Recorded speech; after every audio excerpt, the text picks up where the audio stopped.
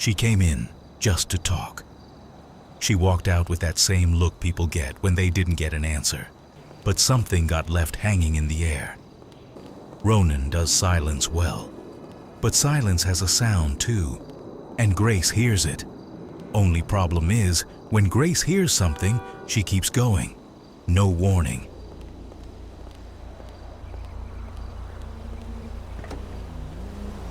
On our way. After Motopapi, she stays quiet longer than usual. That means Ronan either said nothing, or he said just enough to hook her. And now she's headed somewhere the answer won't be sitting out in the open. She's gonna have to pull it out. All right, so you're telling me to talk to that weird guy in Sandy, the one behind the barbershop on Zancudo Avenue. You say he doesn't waste words, and somehow he knows who's there before the door even opens. And when someone wants a problem to disappear, they go to him, not the station. One more thing. Last night, are you sure there wasn't a woman on a black bike around here? Or a cop playing cowboy in a uniform? I don't need legends. I need a direction. All right, I can tell I'm not going to scare you any more than they already have. Thanks. I'll go talk to that guy in Sandy.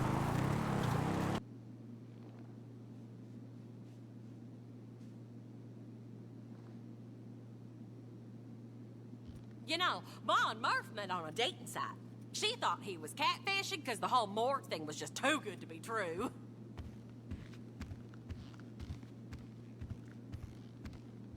Jeanette, run everything you can on a guy named Jaromir Vavra. Lives in Sandy, Zancudo Avenue, behind the barbershop.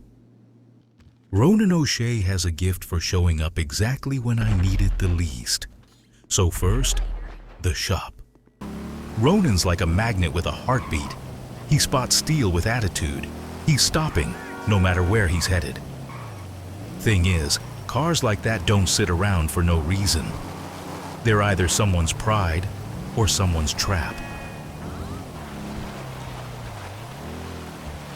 Ronan's relationship with not his is pretty simple. If it's badass, it's basically his already. He doesn't think about where it leads. He thinks about how it sounds when you floor it. And then I'm the one stuck wondering why this war machine just rolled into my shop.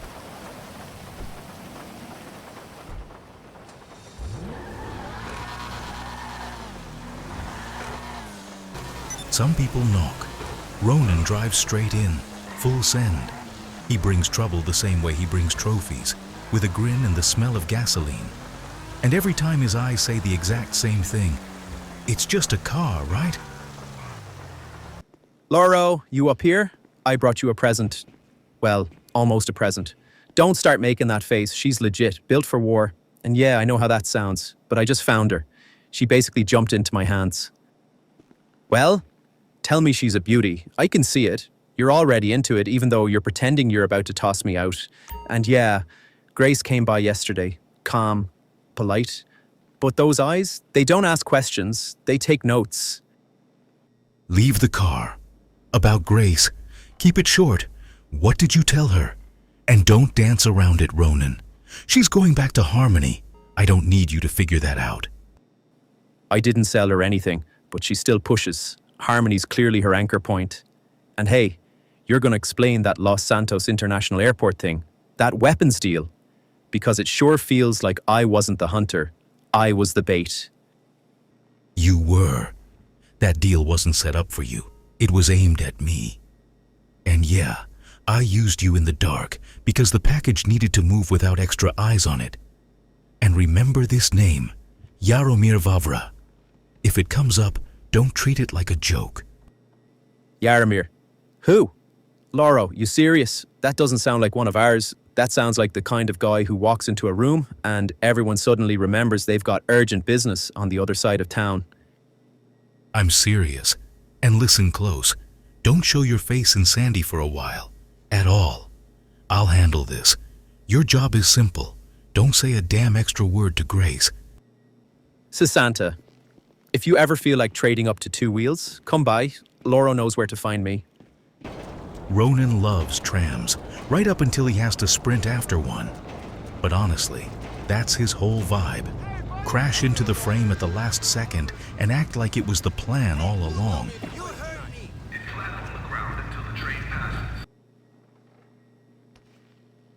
So Santa, take a look at that war rig Ronan dragged in. Figure out who it might have belonged to, and whose people might come looking for it. Quiet. You picked a strange place to ask for something, Jaromir. I sell the night, not meetings with ghosts. Cartel de Loros doesn't like being called directly, especially by strangers. I'm not calling. I'm delivering a need. I want a conversation with their leader. Not with his people, with the one in charge. You say that like it's on a menu. I'll have the head of the operation. Why do you want the boss? In this city, people usually either run from men like that or hide behind them. I don't run, and I don't hide. I just need him to hear one thing. Some problems are cheaper before sunrise. After that, the price goes up. You're fond of sunrises, I see. Fine, I can pass it along. But if he doesn't show, that's an answer too. He will show. Tell him it's about his city and his silence. Jaromir Vavra. They say he's from a Czech town called Czechoslovakia. In Sandy, he keeps it quiet. Gray house behind the barbershop on Zancudo Avenue. But sometimes the lights in there turn on all by themselves.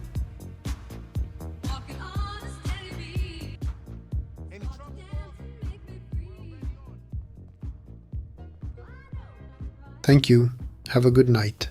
And don't hang around after your shift. 50 years ago, a boy named Jaromir Vavra vanished in Czechoslovakia. And now there's a man in Sandy with the exact same face. They say on security cameras, he shows up as a blurry smear. Not a mask, not a trick, just how it is. Martin knows how to keep a straight face when someone brings intention into his club instead of music. Jaromir comes around a lot, but this time, he even managed to shake Martin. I'm heading to Rico Perico's warehouse. I want to see what's going on in there. Lupe was grumbling yesterday that there's way too much empty shelf space. That's not what a real business looks like.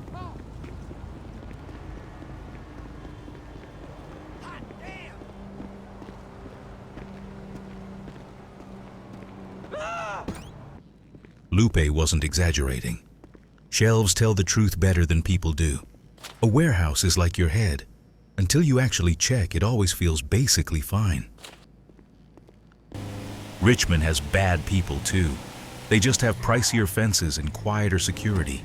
And sometimes I just need to restock the shelves and remind them some doors can be opened from the outside. The most dangerous place is the one that's too quiet. So I go in slow and I watch everything.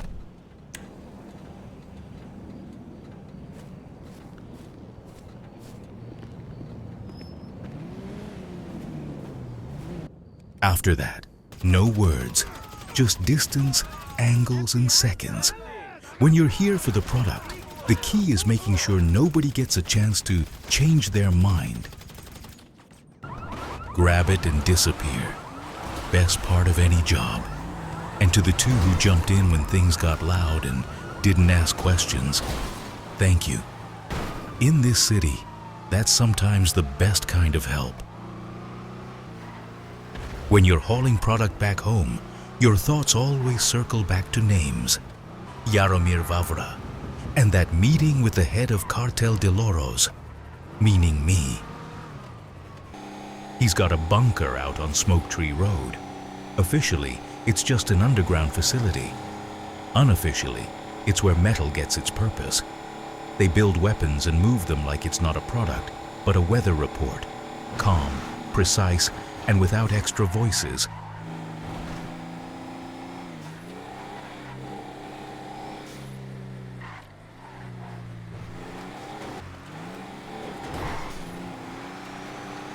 Some say he worked for the government.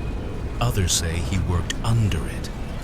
All I know is this: underground He moves like that's his real city. Everything down here is built around him. Tight corridors, short routes, cargo gear, so nothing ever has to be done by hand.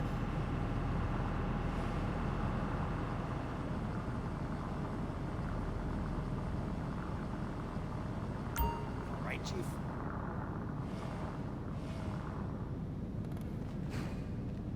Seen them new mobile operation centers? Fit right on the back of the truck cab. Pack whatever's ready, no talking. And check the labels twice. I don't do surprises.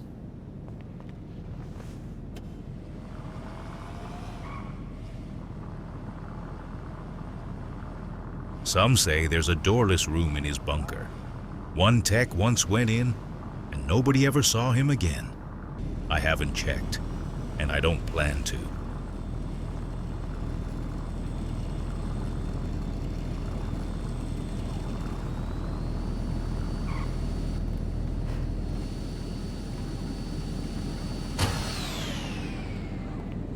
After assembly, test fire every single unit. If it jams, don't fix it. Trash it. I don't sell almost. He's not the type to take anyone at their word, not even his own people. After the shop floor comes the numbers, because numbers don't lie. They just show you who screwed up. He's got a contract with Ammunition. Howick is one of his regular stops. For most people, it's a delivery. For Jaromir, it's routine, like morning coffee, just heavier. There's always a footnote to routine. The road is rarely just a road. When you're hauling metal into the city, a chase isn't a surprise. It's just the line item they don't put on the paperwork. He doesn't panic. He just adjusts. Like this isn't an attack. It's a lane change. In traffic, he disappears better than in the dark. Other people's bumpers become his shield, and their mistakes become his cover. For Jaromir, it's not about how you got there. It's that you showed up. Take the shipment, full load, everything on the list. And next time, don't drag your feet on the delivery window. The road was jumpy today. After the city, he always goes back to where it's quiet. Sandy. They say at night near his house, you can hear whispering from underground, like a language with no vowels. I wouldn't want to listen to that alone. The day ends, and he tucks the car away as carefully as other people hide their thoughts. In Sandy, they call that peace and quiet. I call it a habit.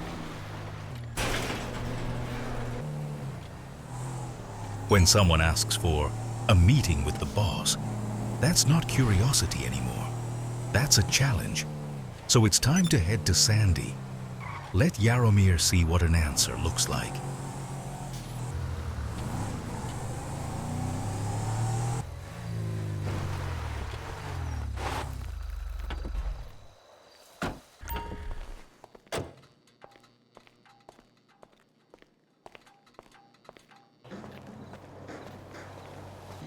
Let's keep it simple. Has Grace Kelly been to you yet? And second, don't touch Ronan O'Shea. At all. Not yet, but she's asking questions. She's stubborn. And Ronan stuck his hands in something that wasn't his. That part matters. That part was mine. You planted that deal by the airport, and I took the package. That's called operating in my city without my say-so. That changes now. You want to move weapons, you share. Routes, drop points, all of it. I'm not used to reporting to anyone. My ammunition contract existed before your colors, and it'll exist after. Then spare me the fairy tales. After your routine, the city gets chases and extra eyes. I'm not asking for a report. I'm drawing a line. Without me, you don't sell here, and you don't touch my people. And if I don't agree, then what? Then you'll learn real fast the difference between a contract and permission. Permission? You're in Sandy. Out here, you don't ask for permission, you take it. Okay, that's a new one for meeting with the boss. Sometimes you think you've seen everything in Sandy. Then someone turns their head, and the rules just stop existing. Don't run. We were just starting to negotiate. If you want to stay alive in Sandy, run toward the people with guns. Alarm! Take positions right now! I came for a conversation. I walked into a hunt. Let's see if he's got the nerve to step in here, past badges and barrels. For Jaromir, this is routine too, just the other side of the same job. Agent 14 drops a lead, and while the city's busy living its life, the bunker gets topped off with supplies.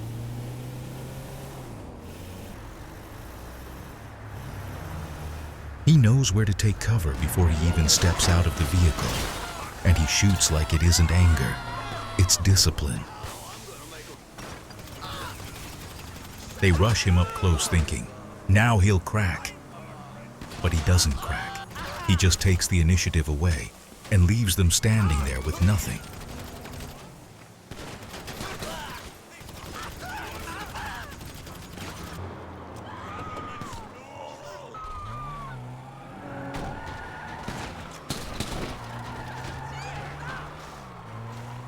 He takes what he needs and keeps moving like it was always supposed to go this way. That's his routine. A little metal, a little blood, and no pause button.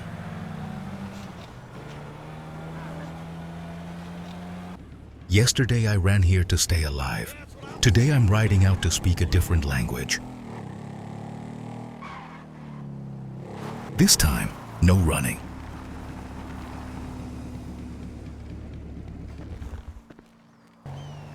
See this? It's an Aspen stake, and it's long enough to reach a heart, even if I have to go through your asshole.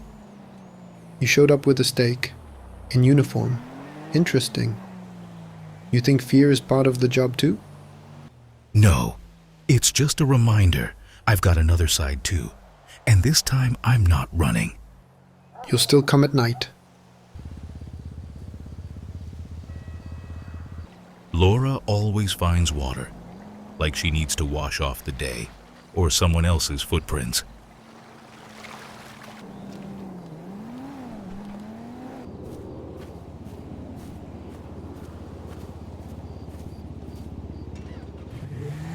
She doesn't leave. She vanishes in motion. And if anyone thought tonight would be quiet, they don't know Lora.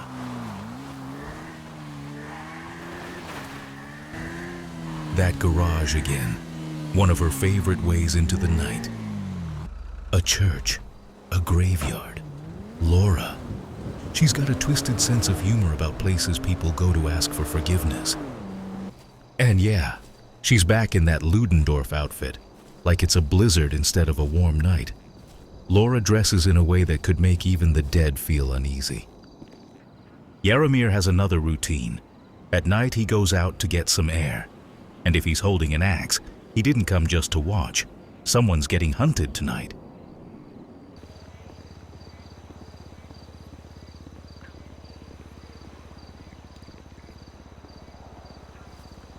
There you are, sweetheart. Hiding between graves? How romantic. Ludendorff taught me how to spot your type. And I also heard you got a little too comfortable with someone I really don't recommend you touch. I don't like you. You're too alive. One appearance from Lora, and he's already in the car. You don't often see a night hunter suddenly remember there's a way out.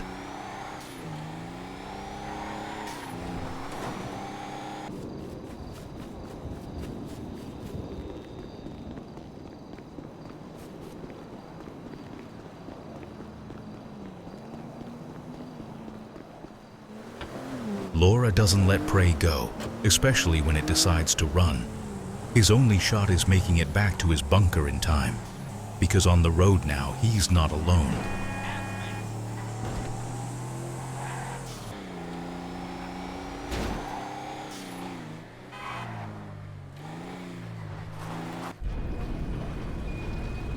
The bunker lets him in without questions, like always. But this time, he's dragging a tail behind him. And it's not the cops. A bunker isn't a home, it's a hiding place.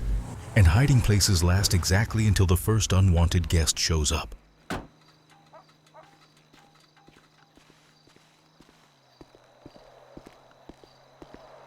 Jaromir, come out. Your bunker's locked, sure. But you do realize doors don't make you untouchable.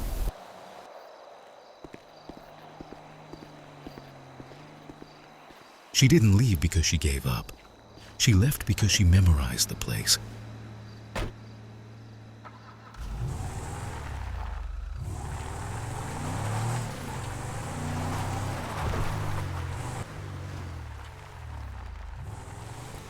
When the night doesn't hand her prey, Lora takes a job.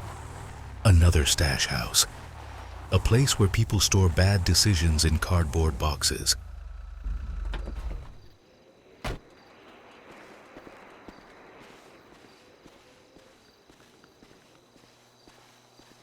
Night, night.